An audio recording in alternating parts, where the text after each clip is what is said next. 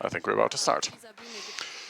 So on this stage there's someone who really knows about flippers, and he has prepared a talk which is called The Fascination of Real Ball Games, and he's talking about pinball machines. If you want to listen to the talk to English, there's a translation. You are listening to the translation right now. He is working with flippers quite a bit, and even more in the last more recent times, because after a talk at RC3 he found the inspiration to resume his old hobby. He currently builds escape rooms in Japan, which are, he calls, navigable flippers, or flippers that you can walk around in. An applause, please, for Gunther.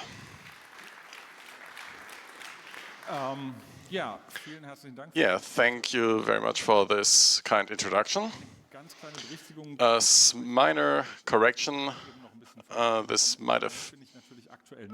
so right now I'm obviously not in Japan, this might have been misunderstood, but I actually was in Japan, and prior to the pandemic, and now occasionally, again, I've built escape rooms there, and I will explain later what this has to do with flippers. So, welcome. I'm glad that at this late hour and in this hall so many people are interested in this topic. And yeah, I'm just going to start what I even do. So, quick introduction. I am easy to excite and get enthusiastic, and flippers are accompanying me my whole life, and I had to slow myself a little bit down, and I impose this structure upon myself. And I'm going to talk about how do I even start, how do I get into this fascination. And then I know that some people in the audience already share this fascination, and some of them maybe I can bring to this topic.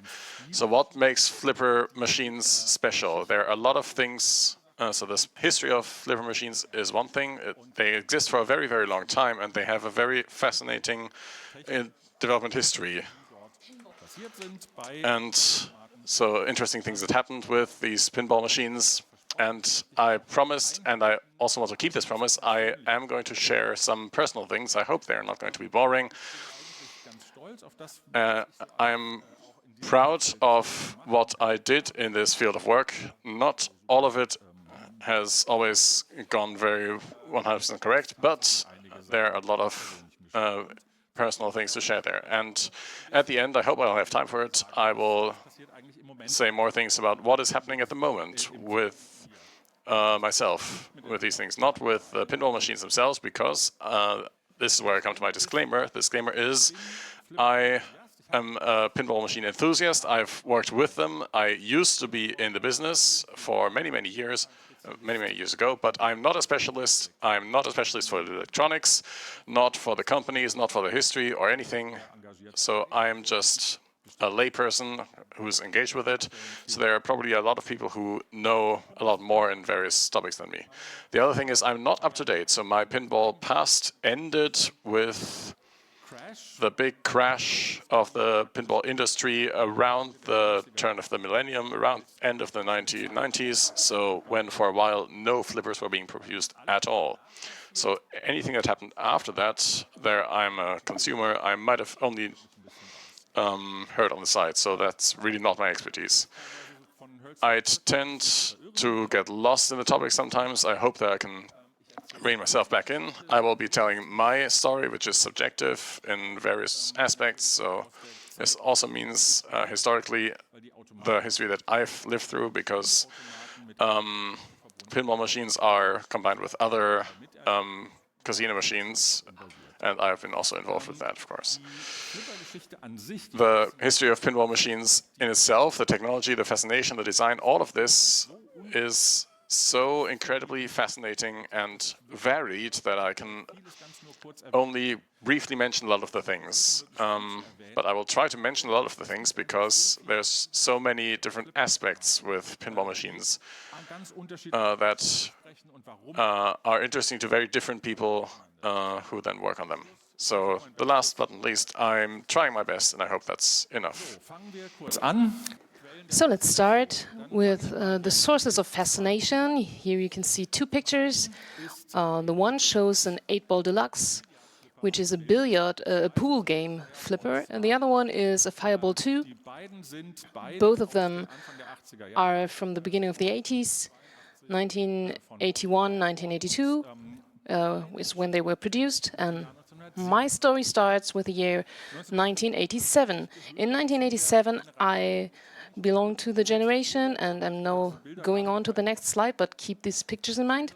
I'm from the generation that knows TV and then even videos as a consumer. So when I grew up, there was a TV, you could switch it on, and there are 3 different programs, and then you were passive, you couldn't do anything. There were video recorders where you could record something and somehow manage to change the program, but you couldn't change anything interactively. Then I noticed that there was a way that I could, with a machine, I could interact with myself as a consumer. Maybe you remember Pong, stuff like that, which always shows up. The fascination was not the game in itself, but the possibility, because in one moment, the perspective on the medium, the monitor, would change from passive consumption to actual interaction. And then this fascination started, and for me, pinball machines in this time were pretty interesting. This changed when I started my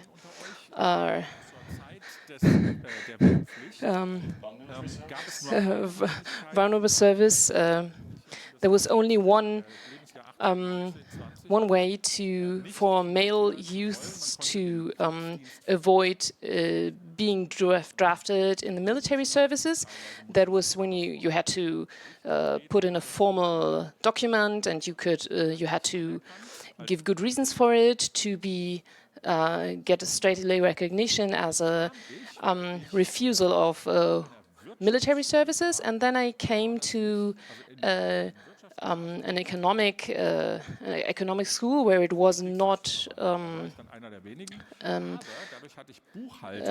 common to refuse military service, but I was one of these, and I was lucky I didn't have to go to a hospital because I knew accounting, and a lot of places were asking me to do accounting for them. One of them was a youth care service in Kassel, and I went there, and like I said, until then I had played pinball in a student exchange in France, but apart from that I never had anything to do with that. And one of them said, yeah, okay, we just rented a pub, and a room within this pub had some stuff for girls, and most of this kind of facilities had only male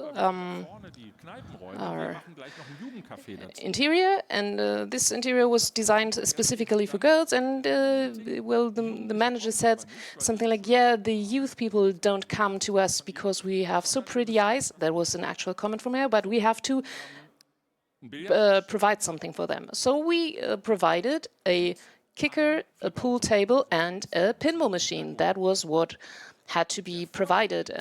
So said the social care worker. The facility was in care of the Catholic Church. The priest said, okay, kicker, it's part of sport, pool game, part of sport, everything okay, but pinball machines, no, that is computer gaming, no, that is not an option. Video gaming was connected to violence, etc., and so that was a no-go. Only pool, only kicker, no pinball machine. So the social worker came up to me and said, yeah, okay,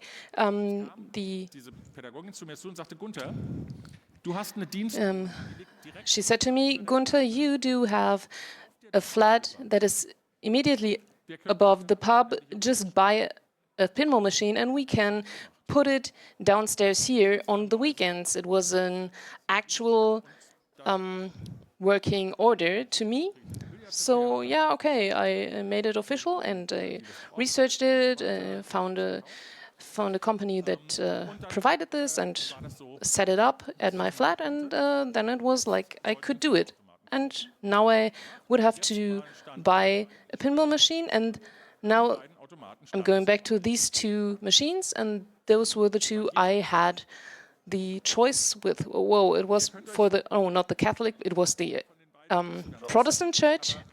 Yeah, okay, church. Yeah, maybe because of my sexual orientation, I kind of wanted to buy the firewall, but I chose the 8-ball deluxe because of the circumstances. This one was the one that was actually chosen for the social care facility, and we had to bring it downstairs for the weekends, and it had to be brought upstairs on Sundays. And 1987, when I bought the first, in March 1987, when I bought it, it was a bit old at that time. It was from 1981, but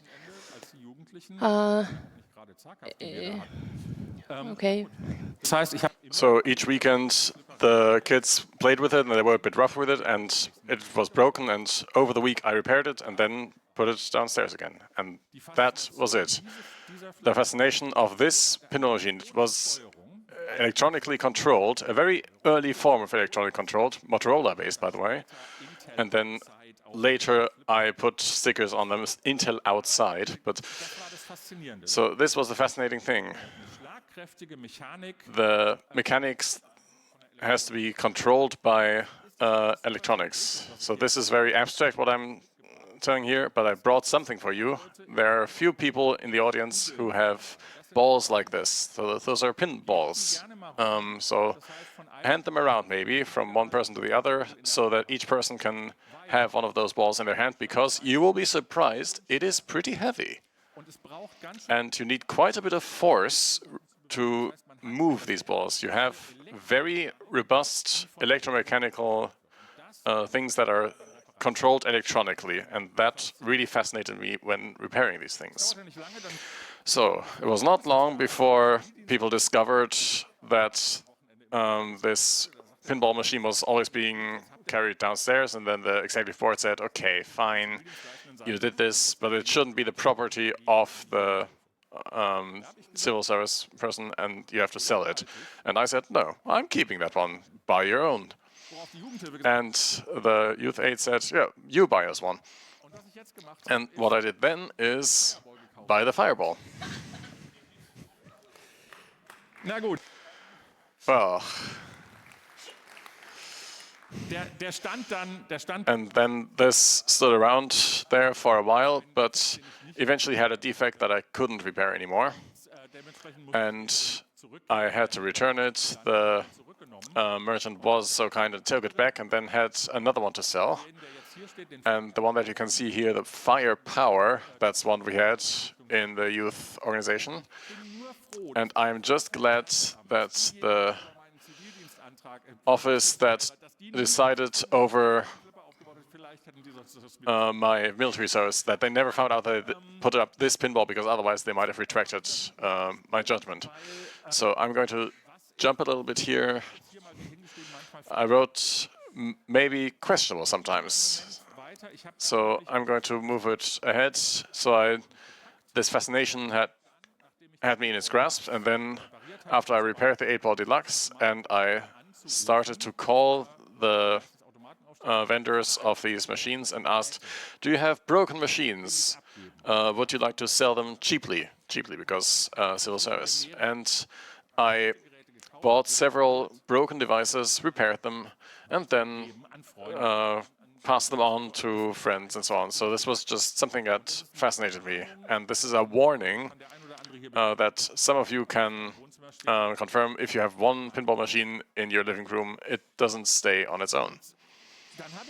And then I can tell this as a personal anecdote. Then I called various pinball machine vendors, and that's also a very special kind of profession that attracts particular people. And what they also is demand quite a bit of money for broken machines. So I bought those, and then one day I found a vendor. Well, I have a broken machine here, just standing around. It doesn't work. If you want, you can just pick it up. So I was at this youth organization. We had a little bus where you could remove the seats, and then I used that to drive there. And this was an older gentleman at his personal residence, and in his home he had this pinball machine. Helped me load it out, and saw, oh, you have such a big car. Do you want more? And the spark showed up in my eyes, and I said, oh yeah, sure. And he said, oh, follow me, we'll drive to the warehouse. And then I followed him. He had an old barn. I filled my car. I had 5 pinball machine,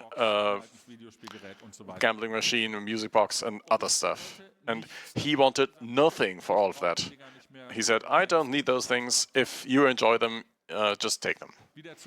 And as chance or fate will have it, a couple of weeks later, I meet him on the parking lot, and we say hi and remember each other, and he asks, so, how are those devices going? And I said, oh, they're all working again. And he said, well, then I have something to you. And it turns out that he had a pinball machine in, it was called communal space in a small village in northern Hessen. So 2 times there was already a mechanic there who couldn't get it repaired from the manufacturer of the device. And I went there, took 1 hour, and then it was running again. And as you would say in a film, this was the beginning of a wonderful friendship. So for this vendor, I worked a lot, or we did things together. I had keys for all of his devices, so if I needed money, I could just put a note in the registry and just take some money. And he often would call me, and my mother would answer and just say what we are repairing. We never did some kind of accounting. It was just really great. He's dead these days, but he was really one of the influential people in my life. That leads me to a few weeks after I came with one of these machines out of his space. I brought it back to his warehouse because now it was also my warehouse. But the thing is, I started there and, well, I went on with it and I developed these skills, like repairing stuff, and used that to generate income. I never put up these machines, but I repaired them for several people, but this is a different topic. And here I have a Matahari. She is waving a secret card. It could also be money, but it's a bit of temptation that is also there. I'm now a bit behind with time. Now, what is the special thing about pinball machines? I try to explain it a bit, like the fascination of technology, electromechanical stuff. And this is, it's like a magical hand that is doing something. I'm from the generation video games, something happens on the monitor, but here at once something happens, something actually happens, something real. A real ball on a real board and so on. The technique is really not that abstract. I know when programming it's also very fascinating, but here it's actually something that is something to touch, where you can actually manipulate it. Something that is really fascinating, and I can really recommend it also in the pinball machine history, the creativity that developed above the decades, maybe even centuries. It would be the development was very fascinating. Well, when were the only in the 40s these actually the flippers were invented, And they made us some of a dexterity game, which was invented back then. There's this story that back in the days in Chicago, where most of the pinball machines were located, they were prohibited, not the manufacturing of pinball machines, but the usage of them, because Chicago, back in the 30s, crime and so on, it all fitted in together quite well, and there was a lot of creativity and all of the on a playful base. There were a lot of very creative and playful ideas and adventurous developments. And yeah, I'm returning to this. You can see the Hulk. It's a comic-based pinball machine. In the middle, you can see the Little Joe. It's a bit abstract. It's from the 60s. And what you can see on the right side, that's a so-called ball unit from electromechanical pinball machine. Most of you know are used to electronics. There are 4 players. Every player has 3 or maybe 5 balls, and then it's getting counted in the electronic. But how the fuck do you do this in the mechanics? You build a huge wheel with a lot of contacts where you have a dot matrix that moves across it, and it's moved with an electromagnetic coil, and it's connected. And the next ball is supposed to turn the wheel for player 2 for a few centimeters, so it will be running again. This complexity is, back in the days, it was an enormous enormous effort. Yeah. There are several boards on the upper left side. You can see it's the MPU, like the controlling unit. Gottlieb and yes, Gottlieb contracted Gottlieb contracted Rockwell back then. And so one thing you can see here, electromechanically, these relays, they could switch really high voltage. That was great for them. Electronics can't do that so well. So you needed this driver board on the lower side connected to the MPU, and that is something that in the 90s, when the electronic hackers came around, these boards were very popular because you could use those to make what today you would call the Internet of Things or automation. You needed these kinds of driver boards to build robots or remote-controlled planes or whatever. And so for this reason, these pinball machines were often taken apart. So more than once I found these pinball machines on eBay or flea markets where these boards were missing. Then on the upper right, there's a sound board. So sound was also something new. And then below, the power driver. And on the large image, you can see a huge number of relays. So they add this counter. If you hit a counter for 10 points, then it gave a pulse to the 10-point wheel of the player, and then it kept going. But what if someone hits 50 points? Well, with electromechanics, that's not so easy to do. Here, you can see in the bottom right, there's a motor that's going to start running, and it has different discs. And if you hit a 50 target, target for 50 points, then this motor starts running and just close the contact 5 times during 1 revolution to keep counting. Very quickly about the microcosm of pinball machines, so the history. So I have to watch out for the time. I'll try to do this very quickly. So there was a world economic crisis. There were countertop machines. Pinball in English means the board with pins in it or nails in it. So you shot a ball up and then it rested in some kind of hole formed by nails and gave some amount of points. And that was often found in bars. and often you could win money there, and this was just paid out by the barman.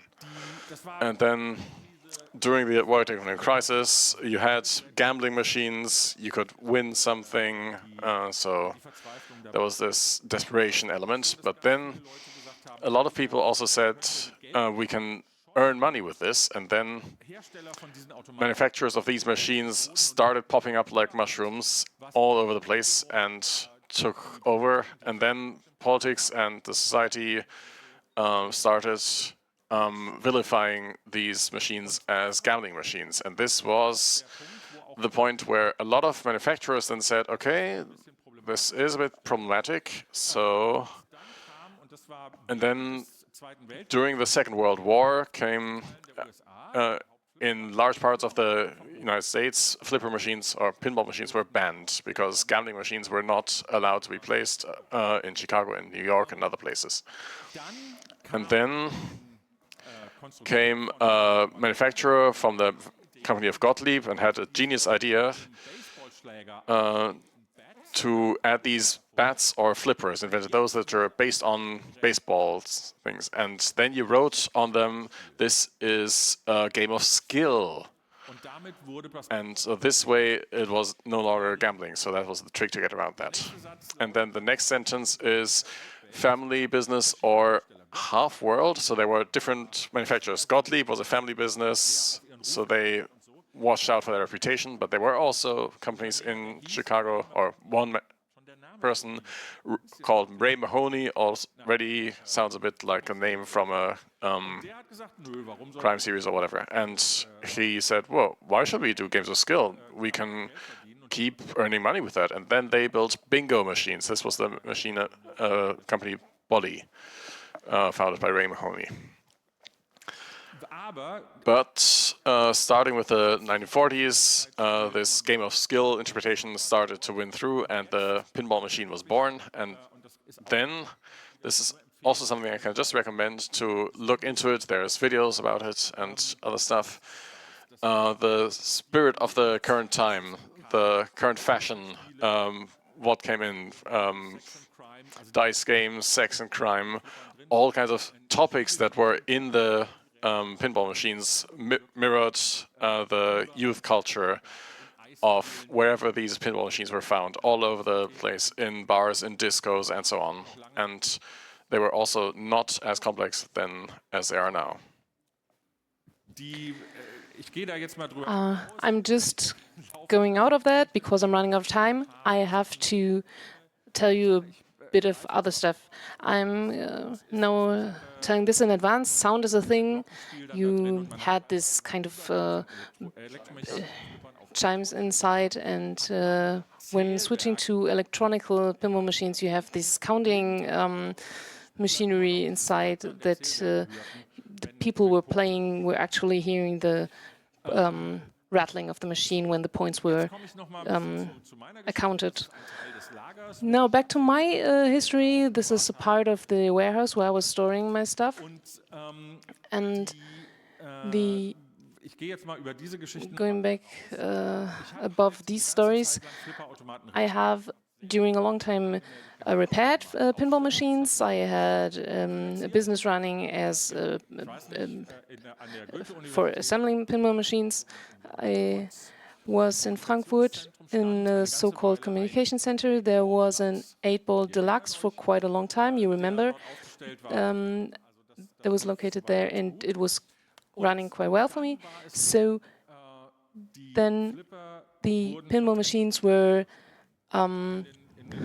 displaced by video games. Amidst the 80s, video games, even though they existed since the 70s, like Pong, but in the middle of the 80s it started that video games were so entertaining that they could do that. And now the pinball machine genre had a problem because with virtual games there is a lot less need for repairs because there's nothing going broken like in mechanical machines.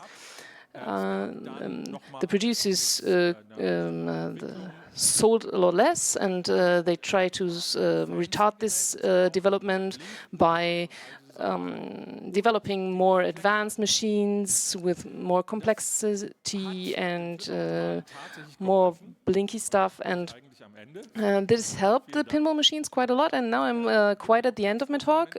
Thanks a lot. Give me just a moment before we come to the Q&A session. This helped the pinball machines for quite a time because there was kind of a nerd culture forming.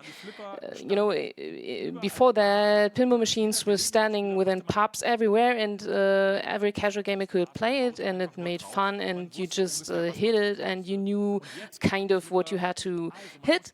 And now it was like, yeah, you have to go there first, and then the second, and then the ship will sink, and then over there, and then you win the jackpot and stuff like that.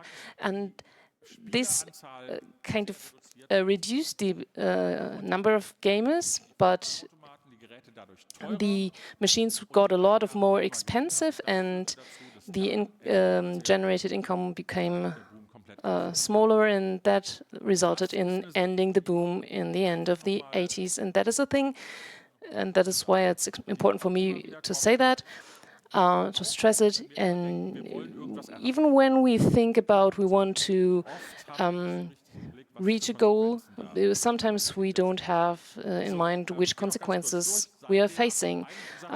Just what I owe you one thing: escape rooms. I then stopped working with pinball machines. I stayed a mechanic and made a lot of stuff, like you can see over there. This is an actual escape room from Japan. And these 3 Art Deco elements on the wall, this is for me big targets in a walk-in pinball machine where a lot of players are actually the balls that have to hit the right spots within a certain time. And the picture below, that's is a red light. No, not red light. It's UV light mini golf facility that is actually they had as a mini golf attraction in form of a pinball machine, and it was broken. And someone said, "Hey, we know someone who knows these things," and then I was also acquired to do that.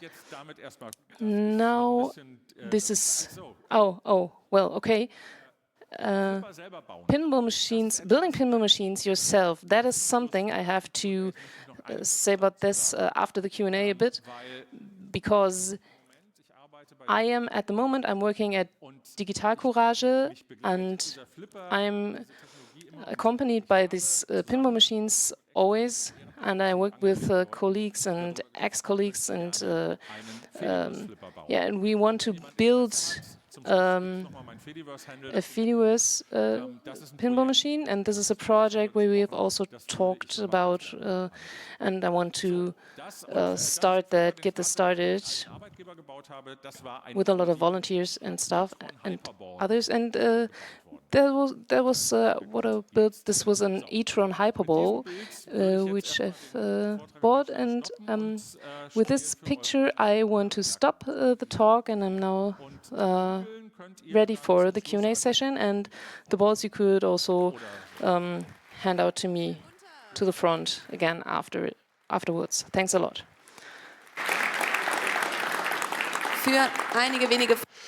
We have a bit of time for a few questions. Please move to the microphones, and then you can ask your questions. Nummer 3, bitte. Number 3, please. Hi, thanks for the presentation. It was great. I'm from the region around Frankfurt. I would like to come up to you later, but my question is, what do you think about virtual pinball systems that are coming up now, where you can emulate a lot of things, but you still have the possibility to map things, represent things through like vibration motors and stuff? Is this for you a way for people to get into the pinball topic, or are you like, nah? Well, clear answer, meh. But this is just for me. The fascination is not about the game in itself. It might be that it's for the game is being emulated, but the fascination is something that is inherently within the handing and having something and touching something, changing something, being creative. And pinball developed from a game that was called Bagatelle. This was played in the French court. you see billiard, they knew, pool gaming, they knew. If you don't have this, don't have a TV, and you're playing pool all of the time, then it was boring. And what did they start? They started putting up obstacles on the board. And I had friends that had back at home standing a pinball machine, a pool game in their party cellar, and that was the fascination about, because it was creating a more challenging experience. And the people who have computers at home, yeah, you can yeah, that is the fascination. Thanks. Danke, Gunther. Mikrofon 1, bitte. Microphone 1, please. Hi, thanks for the really cool presentation. You already said that with newer developments you're not up to date, but my observation from outside was that in the past 5 to 10 years there was a total pinball revival, and also the prices for machines went up. So maybe you can say a bit about that? Yes, that's true. What actually gives me a bit of hope, that the hundreds of thousands of euros that I paid on rent for the storage room for my machines will kind of return investment for me. But yeah, because I can't separate with my machines. But the pinball game is, I say provocatively, it's like a bit elitist. It's very expensive. A lot of machines are being sold privately to private, in new form, or to private persons and private individuals. They cost about between 10 and 20,000 euros, and they end up in living rooms or exclusive locations. That you see a pinball machine within a gaming hall, it's a little became a bit more common, but in a pub you would rather see a very old machine, because this kind of investment doesn't invest for them. Yeah, there would I wish for a more simple pinball machine, one-level pinball machine, like within southern countries, Spain. And they were, for kind of a while, they were the only ones who could compete with the Americans, because they have a totally different way to play pinball. You can just push a button and then you hit a target and then maybe another one. And that was not happening with the American machines. And if you just had a machine that was like that, and a very simple machine where it would also be okay to return the investment when you repair it and maintain it. But yeah, so far I can't see this development. History repeats itself, but at the moment it's not the kind of revival that I know from before. And by the way, this revival was started by the son of one of the legendary pinball designers. So Google Stern and Data East and Sega. It's very interesting how the development turns in a circle. We got a question from the internet that I would just... most part of the question has been answered already, but the new trend of the new virtual pinballs, are there any features that you think are interesting? Yes, certainly.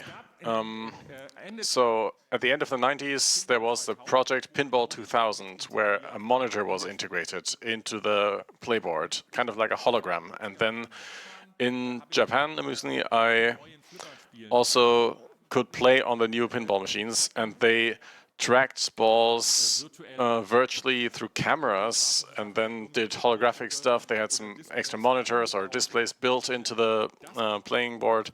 This is cool. It has this synergy of the virtual and real thing. This I find fascinating. I really find this a great development, but it also makes it more complicated, and I'm missing this natural element there. So, but in principle, this is something I like. So one last quick question. Thanks a lot for the very cool talk and the fascination you have with it.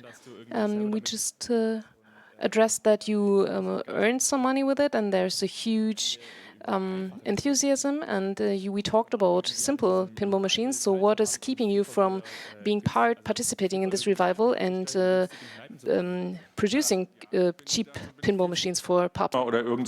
Yeah, I'm not enough of a business person, and I have a lot of other things going on. But what I mentioned earlier, the Fediverse flipper. I don't have a complex pinball machine in mind. It's nothing like you have to add this and that many things. What we need, so I'm a fan of the Fediverse because I think this is something that we need, that's important to save our society from social media. And this is something that we need in the mainstream, and it has to be a pinball machine that transports this very easily. So I'm envisioning this as a pinball machine that you can build from a Flip Town, I think, Japanese manufacturer. Is very simple, and this gives you a very simple introduction to get started. And it's not don't need a lot of specialist knowledge. And I hope that if we develop this, maybe we can build 2 or 3 of them and go on tour with them, and then really go to some activist things and sports associations or whatever, and we reach the people and have this fascination for pinball machines and the Fediverse, and I would really like this. With these words, we're ending this nice talk. Thanks, Günther. A lot of applause, please.